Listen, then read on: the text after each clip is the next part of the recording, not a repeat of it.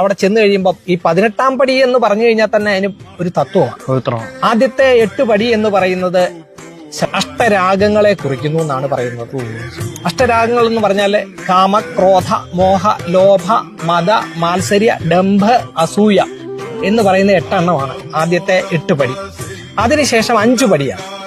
ആ 5 പടി എന്ന് പറയുന്നത് പഞ്ചേന്ദ്രിയങ്ങളെ, അതായത് അപ്പൊ പഞ്ചേന്ദ്രിയങ്ങൾ എന്ന് വേണമെങ്കിൽ പറയുന്നവരുണ്ട്, പഞ്ചഭൂതങ്ങൾ എന്ന് പറയുന്നുണ്ട്.